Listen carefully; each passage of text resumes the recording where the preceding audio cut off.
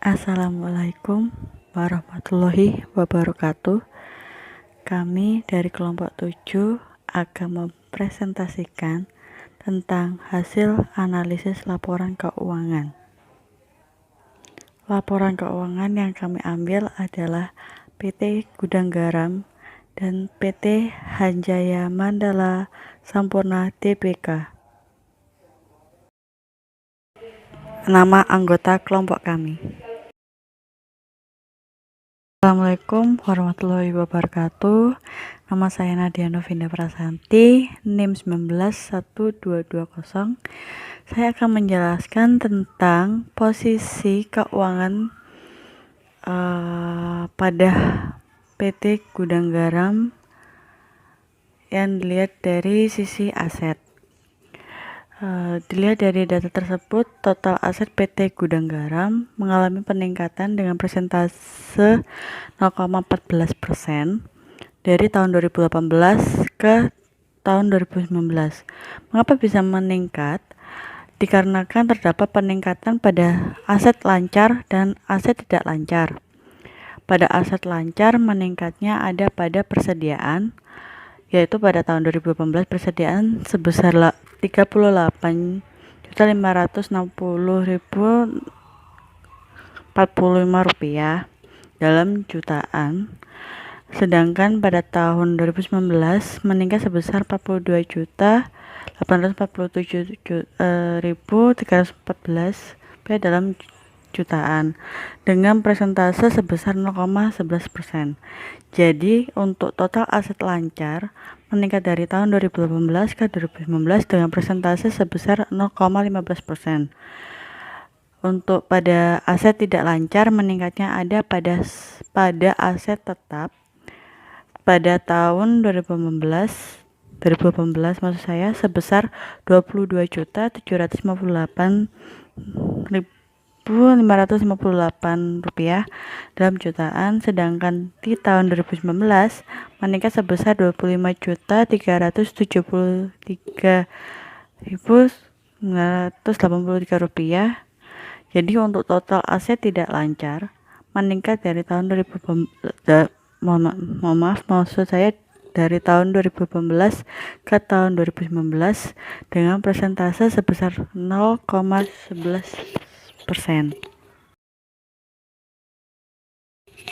Untuk slide selanjutnya saya akan menjelaskan tentang laporan keuangan pada PT Hanjaya Mandala Sampurna Tbk yang dilihat dari aset. Dilihat dari data tersebut, total aset PT Hanjaya Mandala Sampurna Tbk mengalami peningkatan dengan persentase 0,09% dari tahun 2015 ke tahun 2019. Mengapa bisa meningkat? Dikarenakan terdapat peningkatan pada aset lancar dan aset tidak lancar. Pada aset lancar meningkatnya ada pada persediaan dan kas. Pada tahun 2018 persediaan sebesar 15.183.197 rupiah dalam jutaan, sedangkan pada tahun 2019 meningkat sebesar 16.376.231 rupiah dengan persentase sebesar 0,08%. Jadi untuk total aset lancar meningkat dari tahun 2018 ke tahun 2019 dengan persentase sebesar 0,10%.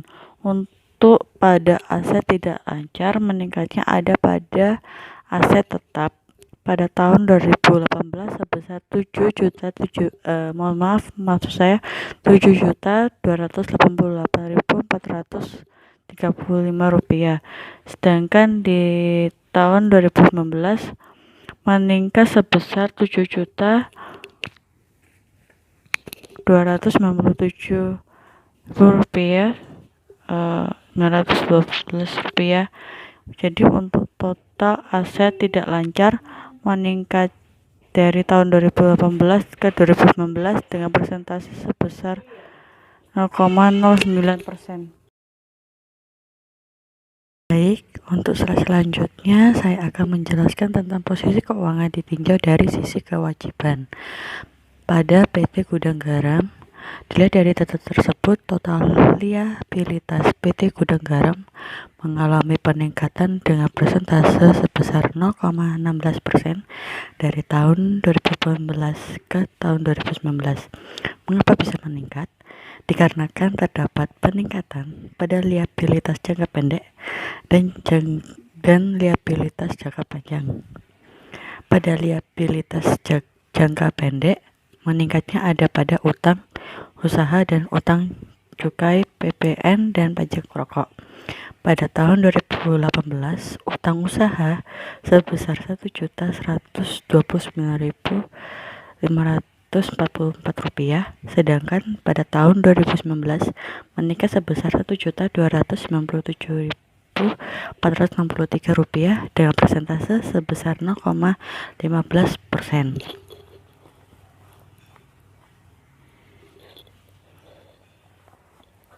Pada tahun 2018, utang cukai PPN dan pajak rokok sebesar Rp2.698.834, sedangkan pada tahun 2019 meningkat sebesar Rp5.084.916 dengan persentase sebesar 0,88%.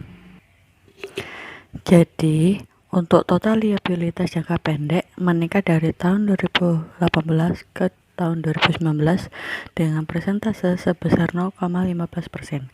Untuk pada liabilitas jangka panjang, meningkatnya ada pada liabilitas imbalan pasca kerja, yaitu pada tahun 2018 sebesar Rp1.509.943, sedangkan di tahun 2019 meningkat sebesar Rp1.765.824. Jadi, untuk total liabilitas jangka panjang meningkat sebesar 0,25%.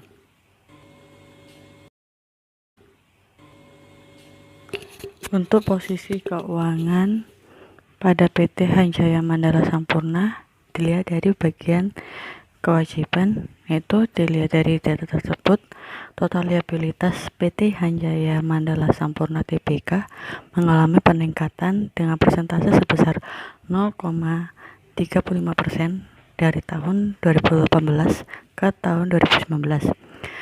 Mengapa bisa meningkat? Dikarenakan terdapat peningkatan pada liabilitas jangka pendek dan jangka panjang. Pada liabilitas jangka pendek, maksud saya, meningkatnya ada pada utang usaha dan lainnya, yaitu pihak ketiga dan pihak-pihak berelasi, pajak penghasilan badan, dan utang cukai.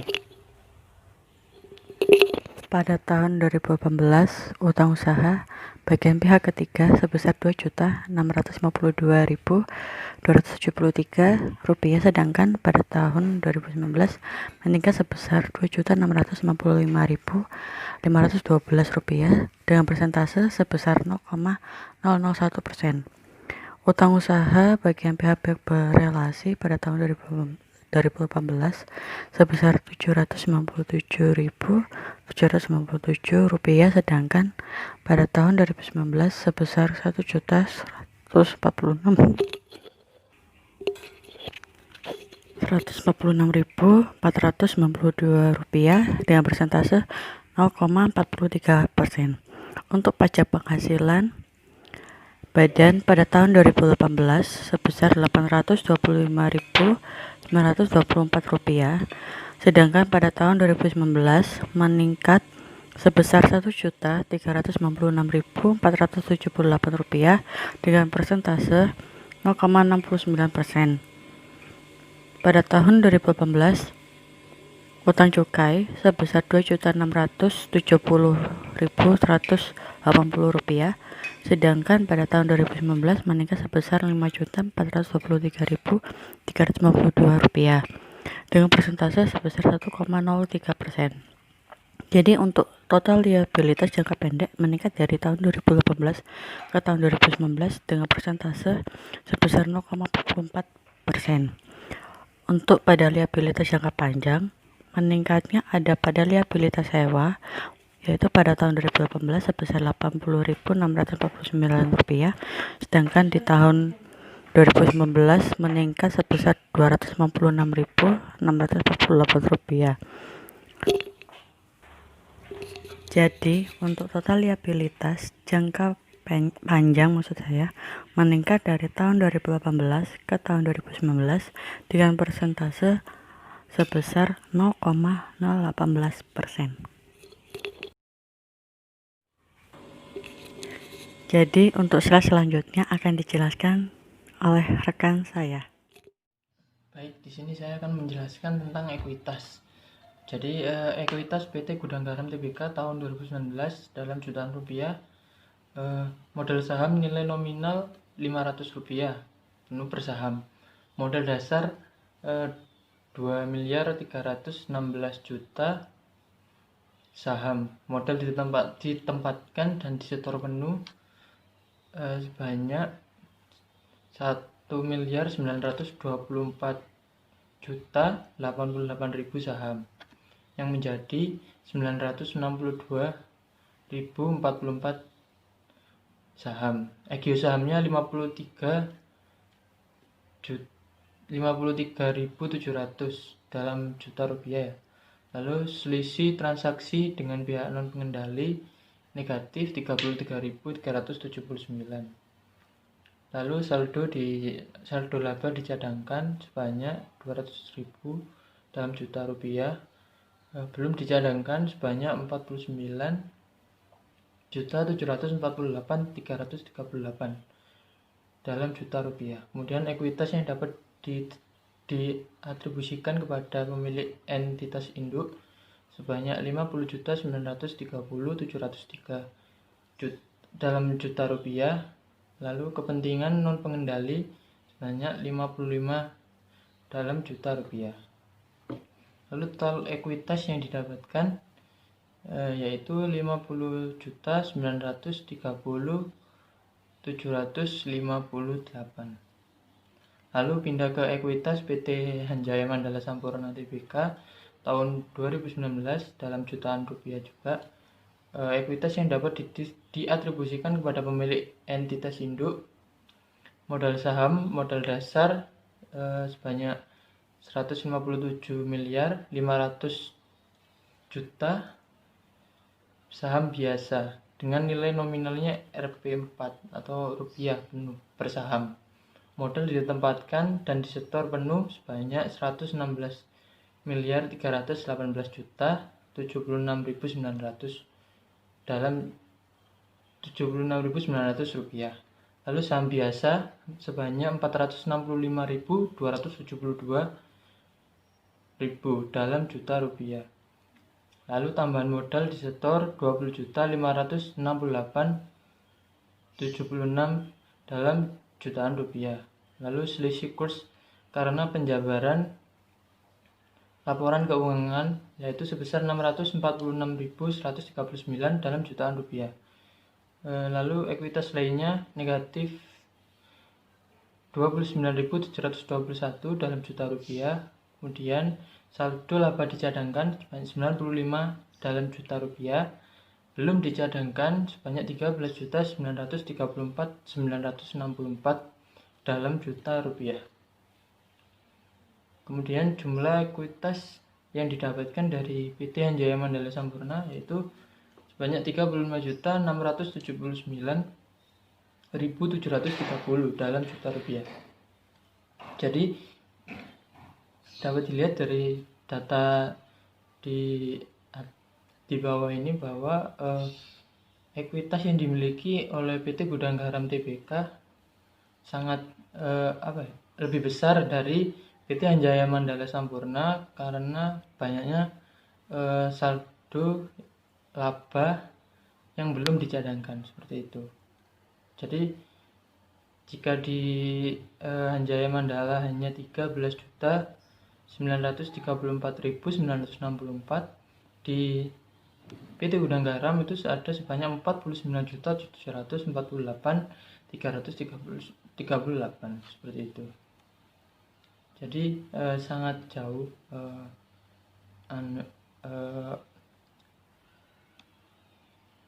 jaraknya dari kedua perusahaan tersebut. Lalu masuk ke pencapaian laba. Jadi dalam laporan laba rugi PT Gudang Garam Tbk tahun 2019 ada beberapa akun yang ada di dalamnya, yaitu mengenai pendapatan sebanyak 110 juta dalam jutaan rupiah, 110.523.819. Kemudian ada biaya pokok penjualan yaitu negatif 87.740.564 dalam jutaan rupiah. Lalu laba brutonya ada 22.783.255. Kemudian pendapatan lainnya 327.433. Lalu ada beban lainnya, beban usaha. Beban lainnya rugi kurs bersih negatif 20.175. Lalu laba usahanya 19.073.090. Lalu pindah ke rugi penghasilan komprehensif. Dari pos-pos itu pengeluaran lambat pasti sebanyak negatif 107.327. Kemudian ada manfaat beban pajak penghasilan atas penghasilan komprehensif itu sebanyak 26.725. Lalu jumlah rugi penghasilan komprehensif lain negatif 80.602 dalam juta rupiah. Kemudian didapatkan jumlah penghasilan komprehensifnya itu sebanyak 10.800.102 dalam juta rupiah. Lalu pindah ke laporan laba rugi PT Hanjaya Mandala Sampurna tahun 2019. Penjualan bersih 106.055.176 dalam jutaan rupiah. Kemudian itu akun-akun lainnya loncat ke pos yang tidak akan reklarifikasi ya, pengukuran kembali imbalan pasca kerja itu ada 279.806. Kemudian beban pajak penghasilan terkait negatif 69.546 dalam juta rupiah. Lalu ada pos yang akan direklasifikasikan ke laba rugi selain kurs karena penjabaran laporan keuangan sebanyak 257 rupiah dalam jutaan rupiah. Lalu penghasilan komprehensif lain setelah pajak sebanyak 210.517 dalam jutaan rupiah. Lalu total jumlah penghasilan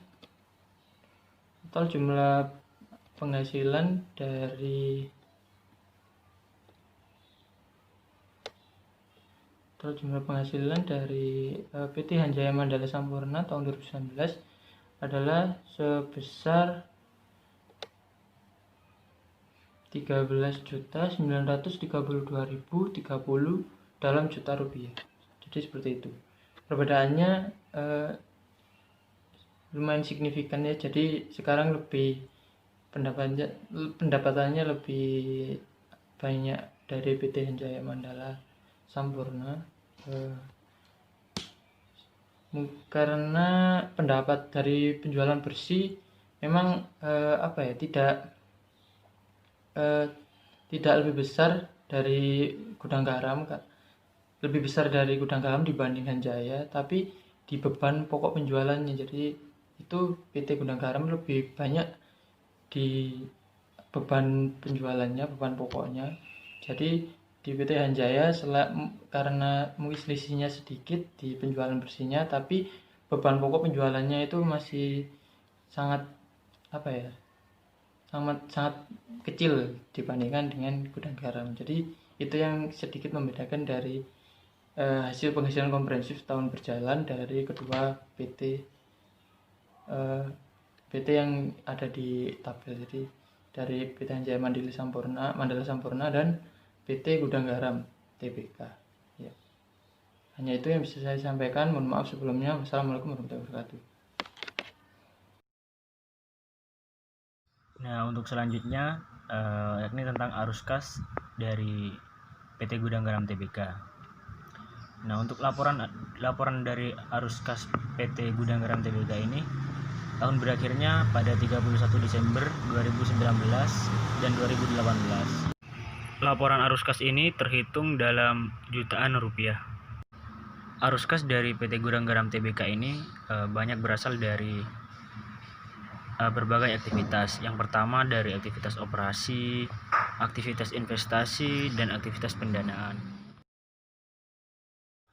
Selanjutnya manfaat dari capital budgeting.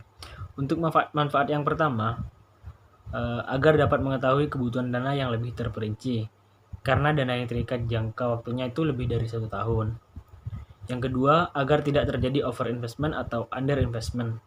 Yang ketiga, dapat lebih terperinci, teliti, karena dana semakin banyak dan dalam jumlah yang sangat besar.